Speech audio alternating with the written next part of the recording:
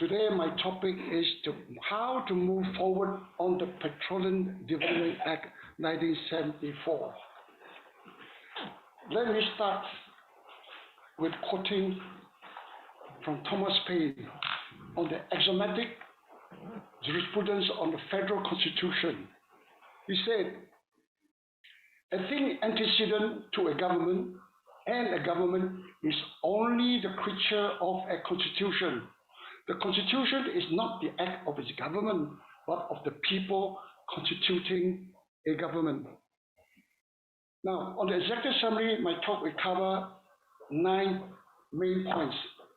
One is why the Petroleum Development Act is unconstitutional and void, illegal and unenforceable now, particularly. But before that, I must expressly say that it must be amended to be inapplicable to the Borneo territories. Royalty and cash payment must be based not on ad valorem production cost as such, but a selling price of oil and gas by amending item 3, part 5 of the 10th schedule, after amending item 3 and part 5 of the 5th schedule of Malaysia Bill 1963, Annex A to MA 63 first by a tripartite agreement, because Annex A is the mother of the federal constitution. Number 2, the PDA has breached the 7 entrenched constitutional clauses of the federal constitution and the United Nations Convention on the Law of the Sea, 1982, UNCLOS. B is the 7 protected laws of Sarawak, called 7 PMS. 3, to move forward equitable solution, namely B, to make PDA inapplicable to the Borneo territories. 2, based on historical conscience, equitable sharing of prosperity, increase the RCP by using the constitutional and legal avenue of stale tax up to at least 20%. If the federal government refuses to amend with agreed percentage based on the selling price of oil and gas. 4. The balance of the unpaid over 35 billion of the 5% unofficial RCP, assured by Tun Razak for Sarawak in aborting the declaration of PDA to be void, illegal in the Privy Council of London.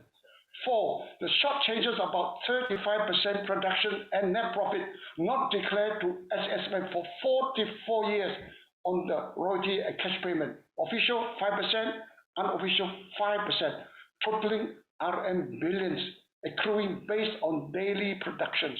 5, solution with big discount on 3 and 4, said to be paid over 20 to 30 years. 6, Petros should issue all the offshore-onshore licenses.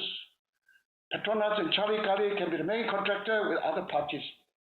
7, but Petros, similar to Petronas in the early years, should have 10% to 25% carry interest. That is a negotiable item. Number 8, annual sale tax of oil and gas for Sarawak, about 3 billion, could be the seed money for the Sarawak sovereign fund, similar to Sweden. 9, the 5% RSP payment was never YAB Tung Raman's idea, as alleged, totally untrue. State needs, ever since the repeal of the Emergency Ordinance 69, the apparent bulletproof armor in 2011, the Continental Shelf Act 66, the Petroleum Mining Act 66, the following federal legislation and breaches of the federal constitution would have been clearly unconstitutional and illegal and unenforceable against Sarawak and Sabah. All these breaches must be ratified, properly amended with a tripartite agreement to be executed by Sabah, Sarawak, and the successor of the State of Malaya, according to Article 8 of the Malaysia Agreement, a Malaysia Bill, Annex A, MA 63, which is the mother of the federal constitution. Sarawak and Sabah have the dominions or ownership of their oil and gas, whereas the federal government has only imperium, namely supervisory and administrative powers over those natural resources. Number 1, Petroleum Development Act basically is to amend and not applicable to the Borneo states.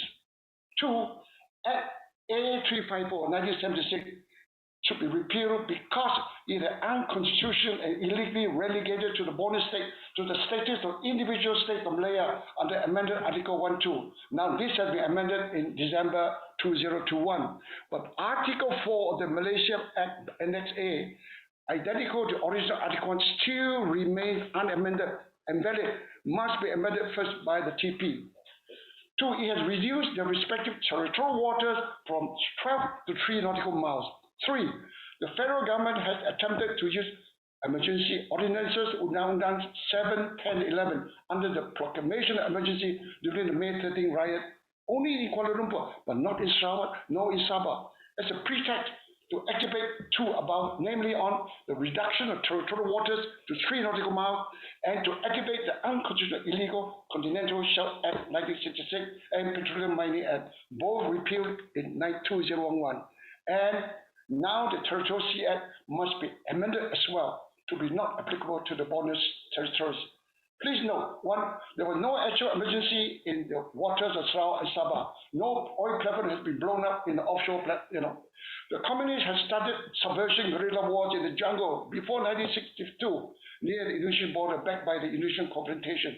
Tun Razak and Tan Sri Kadir, Abdul Kadir, whom I met personally, the federal AG, after reading the 3 legal opinions, namely from the QC, ex-Federal General Australia, Special Marine Product, and retired senior judge, dare not even go to Privy Council, even with this apparent armor of emergency ordinance. Why?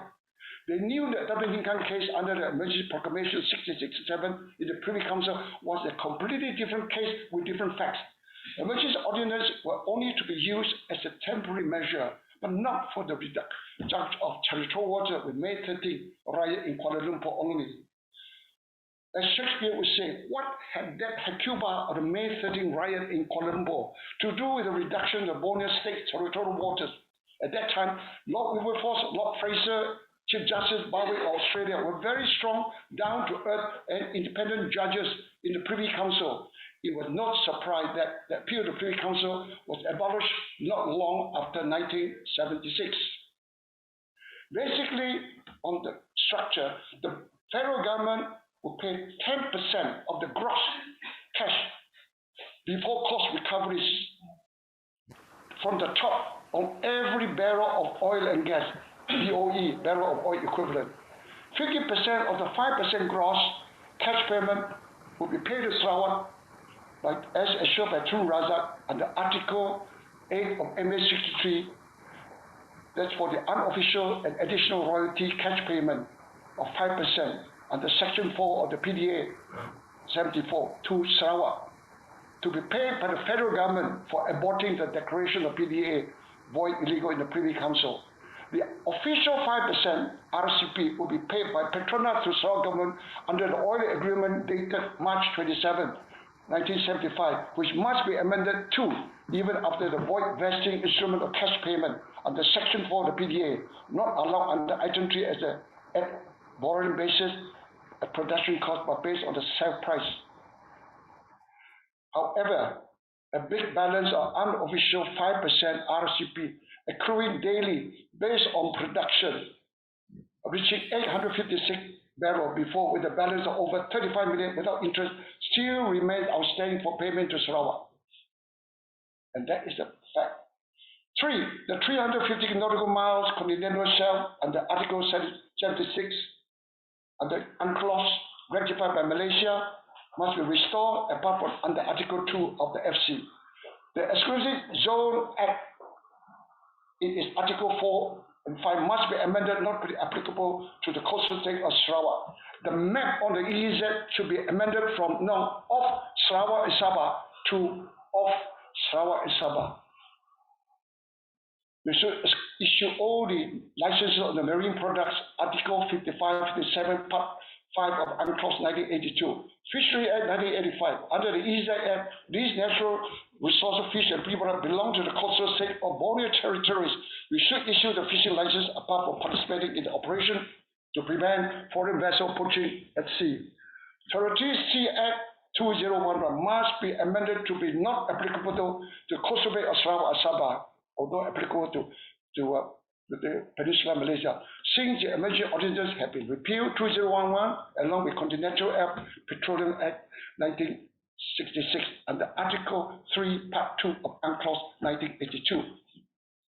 All these acts were all void ab initio under the 7th Entrenched Constitutional Section 7 FCS and illegal under the 7 Protective Municipal Laws of Sarawak 7 PNS. The above-mentioned federal act had inter alia seriously violated the FC apart from fudging the provision of the States Act for the bonus state in Article 95B3 and Item 8J of the Federal List in the 9th schedule related to petroleum products, minerals, oil trading, and others. So they are void under Marbury versus Medicine 1803, a U.S. Supreme Court decision. The fudged and the void provision were conspicuously absent under 8J in the IC report 1964 on page 34, stating only development of mineral resources, mines, mining minerals, and mineral oil, namely with supervisory administrative powers under the Imperium, not the dominion ownership of these natural resources of the bonus state.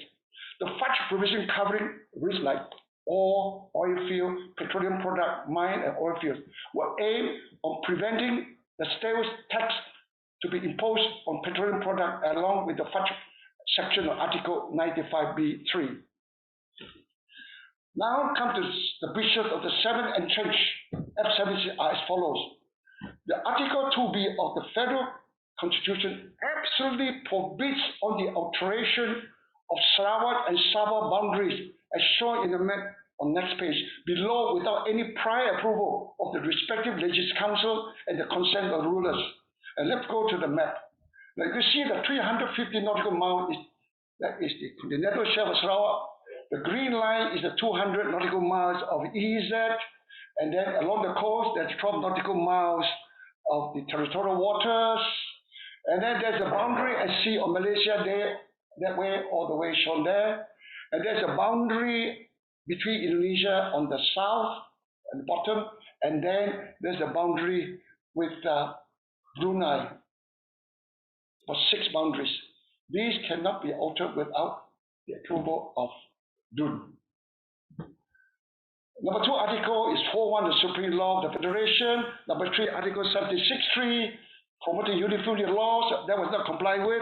74, state no compulsory acquisition of land, including ONG beneath. So Article 13 of SC on compulsory acquisition of oil and gas cannot be applicable to the bonus states. Article 83, Petroleum Act and the related law must be approved by the Legislative Council of the bonus state. That was never complied with. Article 95D, land includes oil and gas. Parliament has no power to pass uniform laws on Sarawak land, including oil and gas, and no compulsory acquisition under Article 76.4.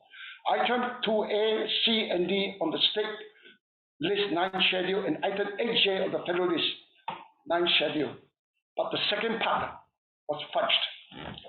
Please note further, Article 76, 483, 95D, and item D absolutely forbid the compulsory acquisition of land, including oil and gas, thereby prohibiting the application of Article 13 on compulsory acquisition with reasonable compensation of the bonus state oil and gas, even under Section 2 of the Petroleum Development Act 1974.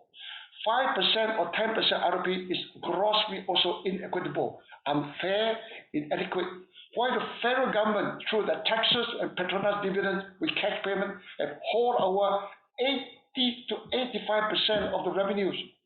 It is not a question whether there is reasonable compensation. Anyway, 5% RCP would be pittance, complained the late Tun Mustafa of Sabah. As a main contractor, Petronas and the federal government, after engaging subcontractor to harvest the oil orchards of bonus states, have been hauling away 80 to 85% of the Musangkin durians, including about 35% of the balance sheet undeclared for over 44 years till 2019 to the SSM. 3. Under 2C, Sabah has the exclusive right to issue the licenses PSC.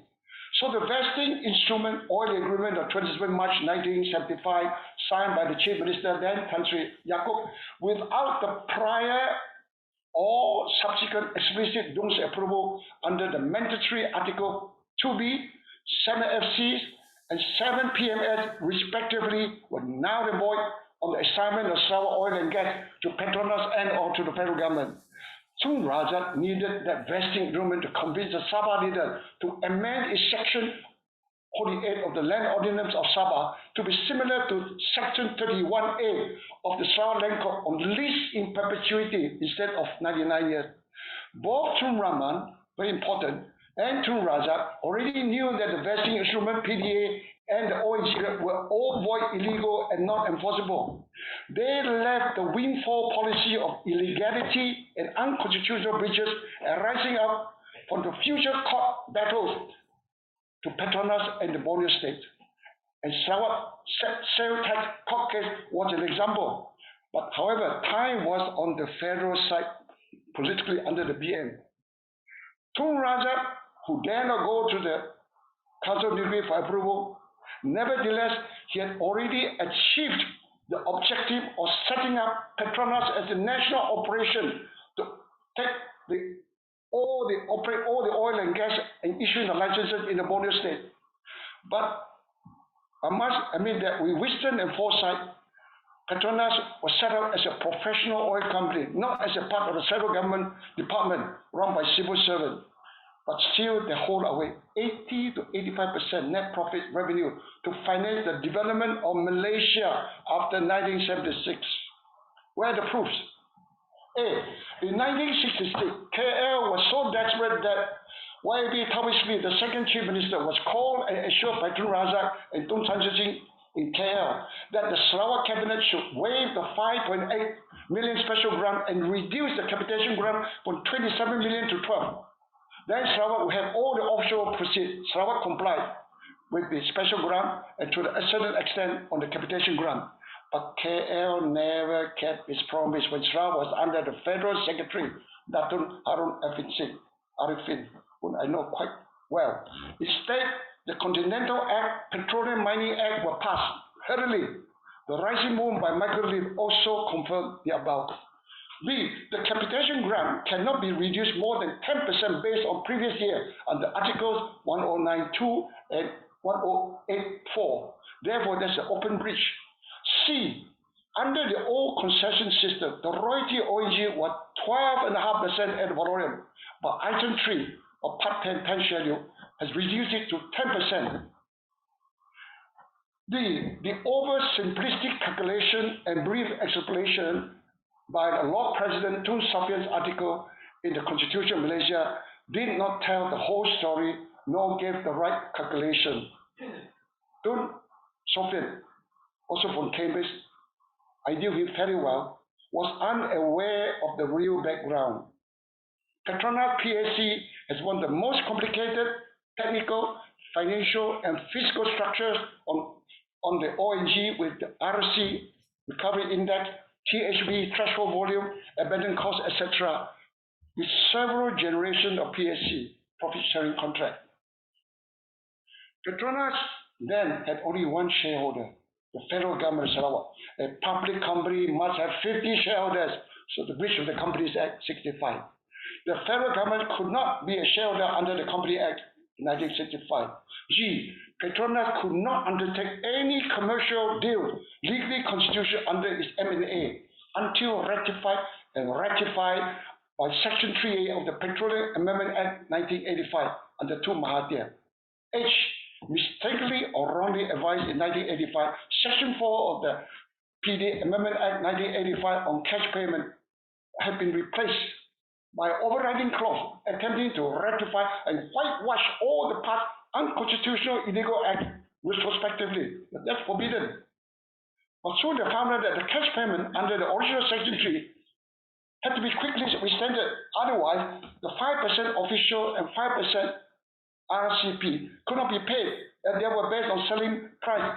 But the actual 10% royalty is based on adorable values under Item 3 of Part 510 schedule. The fault here would mainly lie not with the board of directors, as Petronas directors, as the Prime Minister has a tremendous power under Section 6 and 7 of PDA, upstream and downstream. Reinforce the 7 FCS, by the United Nations UNCLOS, ratified by Malaysia on the 14th November 1936, namely, dominance of the oil and gas within 350 miles of continental shelf, Article 76, UNCLOS, 200 nautical economic zone, ocean sea product belonging to the coastal state of Borneo territories were under Article 55, 56, 57, Part 5, UNCLOS 82.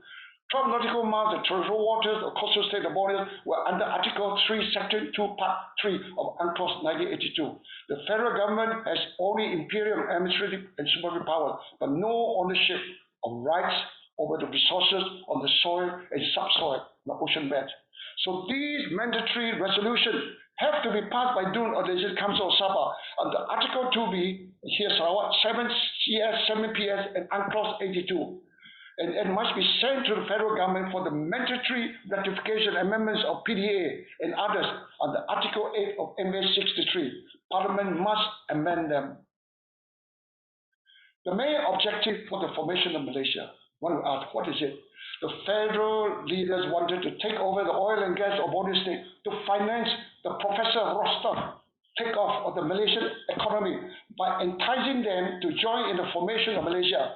They knew that the Indonesian confrontation, the communist salvation in Sarawak, and the Sulu Constant Attack, the budget agreement session on lease in perpetuity 1878 executed by Baron Overbeck and Alfred Den with an annual payment of 5,003 until recently in 2013, and the claim of Sabah as part of the Philippines were critically serious security, safety issues, and decisive factors that had compelled the leaders of Borneo territories to join in the formation of Malaysia. Yes, the Borneo territories had border scouts, yes, Sarawak Rangers, police, but no fighting battalion, no bombers, no Gurkhas. 5. If the Borneo territories had chosen independence instead of joining in the formation of Malaysia, the disappointed British would have quickly pulled out their armed forces with the Gurkhas. Who defend the Borneo state then? Any other choice? With the Indonesian confrontation and seize of problem in Sarawak? 5. Through the wrong legal advice of the Memorandum Article Associated Petroleum as a public company and not an object clause, instead a power clause, illegal clause, to acquire offshore and onshore oil and gas stated in the Borneo State under Section 2 of the PDA. The vesting into the process was void for the same reason stated above. The federal government Petronas had breached the 7 protected municipal laws of Sarawak, namely as follows. I quickly run through. 1. Section 3, 4, and 341 of the Oil Mineral Ordinance with its Amendment 2018, Order in Council for Sarawak and Sabah were 3 years passed before the Merdeka Malaya 1954. Malaya never has this Order in Council. Section 32, 1G, 36, 2, 2091 on oil leases and Section 112 of the Sarawak Land Code 1958 for registration for all leases to be valid and enforceable. Petronas PSC were void and illegal for not being registered with Sarawak Land and Survey. Therefore, we have to ratify the exclusive license is now necessary on the offshore and onshore licenses and PSC to be given to Sarawak Sabah, and Petronas in Sarawak should issue all the oil licenses offshore and offshore. But please remember this, the best of Sarawak oil and gas would have been exploited. Oil and gas are finite resources. More gas with carbon impurities is left behind. They will run out earlier than expected because oil recovery is only 29%, I repeat, 29%, and gas is 60% general. The law on oil and gas quota system exists. So far, it has not been implemented for obvious reasons. 4 is a supplementary deed 1954. 5 is the Section 3 of the Interpretation Ordinance 2015. 6 is the Article 162, 1 and 2, basically say that all laws, Mineral Ordinance, Sarawak Land Code amended, that's before the Malaysia there. After that, the amendments are not affected by Article 75, and they cannot invalidate them. Article, then number 7, under Article 8 of the MA 63 for assurance and undertaking of the FC and MA 3 is so far as they are not implemented by express provision of the Constitution of Malaysia are enforceable. Tung Raja Assurance, for example, was an unofficial additional 5% royalty and cash payment Development Fund for Sarawak in consideration of aborting the appeal to the Privy Council to declare PDA void and illegal. The oral assurance on these payments are forensically verifiable and enforceable under Article 8 of the MA 63, as well as a multilateral treaty under international and customary law, particularly Article 3A of the Vienna Convention on the Law of Treaties. Secondly, Tunku and Tun Razak has assured the border legislature a no two-thirds rule or seat for the state of Malaya in the Malaysian Parliament, stipulated in the original federal constitution, namely 104 seats out of 159. That is 65.4% under Article 4, original Article 4. But it is wrong calculation to say one-third for the border territories. That's useless because the federal government can still rubber stamp all the legislation. It should be no two-thirds rules or seats, which means only 65.4% for the state of Malaya and 34.6% for the border territories, including all the Singapore 15 seats under the original 46 and Section 9 of the Malaysia Bill 1963, Annex A to MSC, which is still unamended. That should be amended, so it's still valid. To say Sarawak, Sabah each will get one-third is equally incorrect. How about the state of Malaya? Lee Kuan Yew, Prime Minister, had confirmed that without the no two-thirds rule, Singapore will never join in the formation of Malaysia. But here, please also note that we must restore the no two-thirds rule as a quid pro quo for ratifying the 13 void and illegal federal territories which had never been states under the original Article 1 and 2 of the FCC, nor in the explicit section of Section 160, with all the illegal purse. Otherwise, they had to be reimbursed.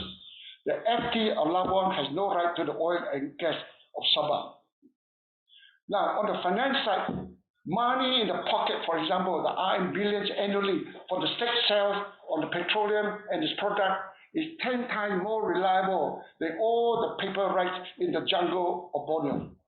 The federal government and the Petronas must rectify and pay the discounted sums on before 2019 for over 44 years.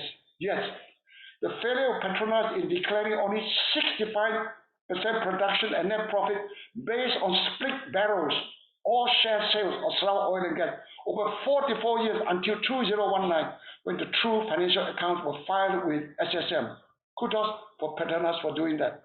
For example, in the 2017 year alone, there was a whopping short change of RM 13.298 billion alone in the accounts filed by Petronas with SSM, stating RM 26.12 billion net profit against the true net profit of 45.4 billion declared in the media.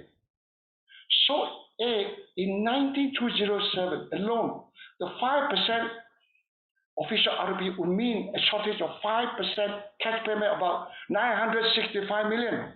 B, for the same amount of 965 million for the 5% unofficial, totaling about 1.93 billion short changes in just 1 year alone, 2017.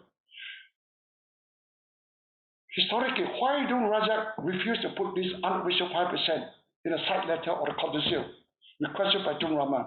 Because Sabah will also want 5% of its unofficial RMP, even though Sabah, not Sarawak, was entitled basically to 40% rebate on all federal income received by federal government from Sabah under Part 5, Item 2A1 of the 10th schedule.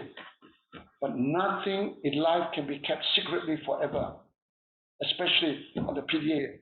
This 5% of additional and unofficial RCP was partly paid already, according to Tun Rahman, in my discussion with him on the oral history for more than 10 times for confirmation, and others in the know. Now at least 335 billion without interest still remain unpaid, with the balance accruing based on the daily production.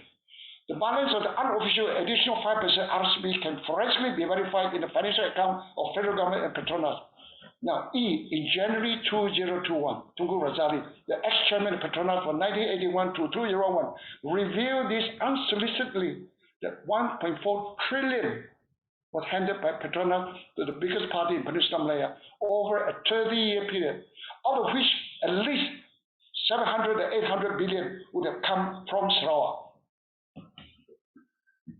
But understandably, we have to save the embarrassment on the forensic discoveries of all the parties with discrepancies of those production and net profit accounts for 44 years under the court discovery for accounts and documents from the internal auditors, finance directors, and Petronas and Malaysia Auditor General. However, proper and equitable negotiation as equal partners must be carried out now, quietly with big discount to be paid, say over 20, 30 years, with annual payment for these short changes. In balancing the 1.4 trillion donation, whether out of the balance sheet, would be a futile exercise now. F, the federal government, Petronas, Sabah, and Sarawak government should negotiate quietly with mutual respect with equitable solutions based on historical conscience, fairness, and lawful dominions of oil and gas owned by the bonus state and entrench exclusive rights to issue all the oil and gas licenses. Now, the AA, there's a massive aggressive discount, can be considered short changes, said to be paid over 20 to 30 years. For Sarawak, BB, a massive discounted on the balance of 5% official can be paid over 20 years, but the federal government, not Petronas, should continue to pay the ongoing 5% RCP, accruing daily on the production, namely from the 10% cash paid by Petronas to federal government before cost recovery on the top of every barrel of oil or BOE of gas. To reconcile the past part payment forensically on account is not difficult if the federal government and Petronas were willing to open the book to be fair, ready, transparent, and pay those dues as well after the discount and adjustment, and for the future payment as well, the future payment. The increase of 20% RCP, the makeup, with the rationale was explained by me to YAB Painsri, the late Adnan Satan. And that was unanimously, constitutionally, and legally approved by Dun during his watch. All such payment can be imposed under the legal mechanism of sale tax as a proper channel, imposing the equivalent amount under item 7 instead of 3, fixed at 10% and borrowing royalty based on production at site, not sale price, unless amended with agreed percentages. The federal government has revenue from 38 petroleum income tax, it used to be 56, with 10% export tax, 10% surtax above $50 per barrel, subject to deduction, sales ratio to 0.1%, and about 3% stake equity cash flow will be outside Petronas profits, dividends, and cash payment, apart from the approximate 35% short changes not declared to SSM till 2019.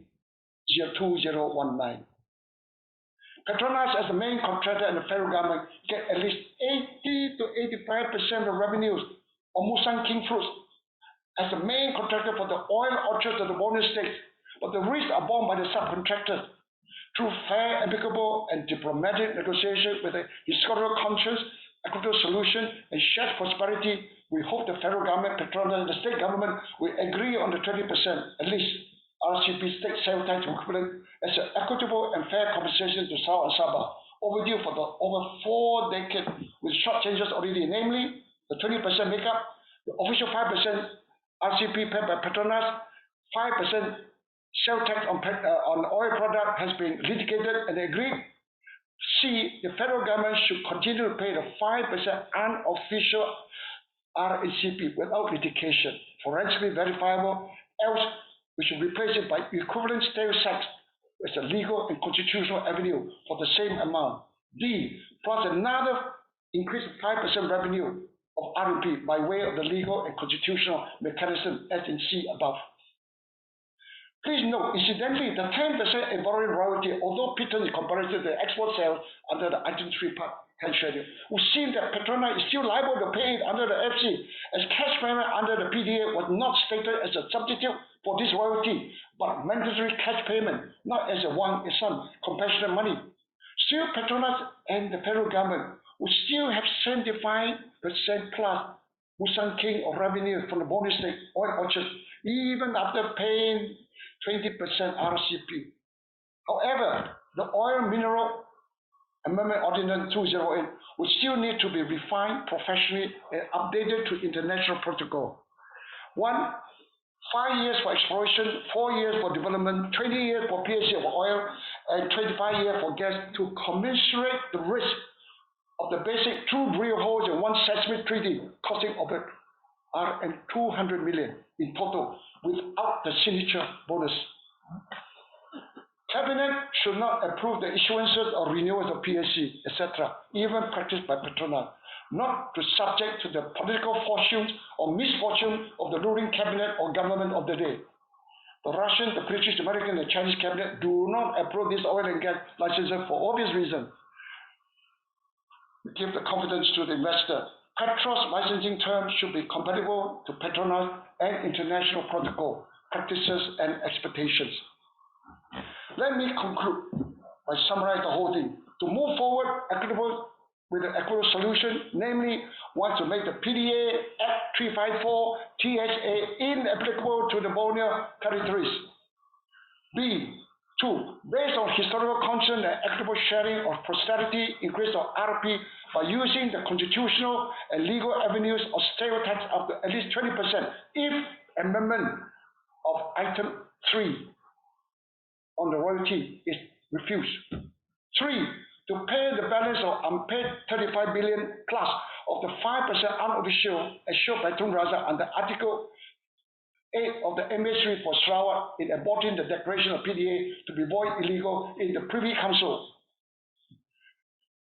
4. To pay the short changes about 35% for over 44 years on RCP, officially 5%, of which 5%, totaling hundreds of billions. 6. Solution with big discount on 3 and 4 could be discussed and to be paid over, say, 20 to 30 years to ease the cash flow.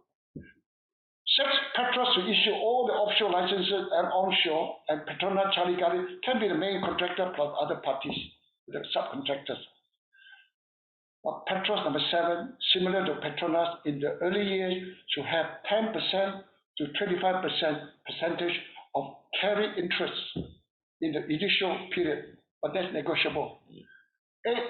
The annual sales tax, about 3 billion, could be the seed money of the sovereign Sarawak fund, similar to Sweden. And lastly, the 5% RCP payment was never Tun Rahman's idea as alleged in the Sabah newspaper. Totally untrue. See page 132 of the live tribulate by DCM country Stephen Yong KT, who was involved in the discussion with Tun Rahman with the federal on the oil and gas. But oil and gas have a big profit margin in the foreseeable future, around 75% BPL, though with a spike now is over $100, 135, 140, due to geological factors and OPEC now. Production costs at the site generally will be about $8 to $10 per barrel in the Barang Delta, Laconia, Central Laconia, and Balingian limestone reefs, quite shallow continental shelf compared to Brazilian offshore. I must say, you see, at production cost of $10, even the oil price is $40, Petronas government still get about $25. Oil is a greasy business, according to Jonathan Blake, and unfortunately a dark history all over the world, if I may add. The holistic amendments mentioned above of the various articles and acts, including the no two-thirds rule and sit, will be the only assured gateway for the meaningful restoration of Sarawak rights under Article 8 MA 63, target ultimately as Sarawak's rights in the main economic constitution to restore an overdue, balanced, and equitable sharing of Sarawak oil and gas and others to finance the development of our state, our nation, and our king. Thank you very much, ladies and gentlemen.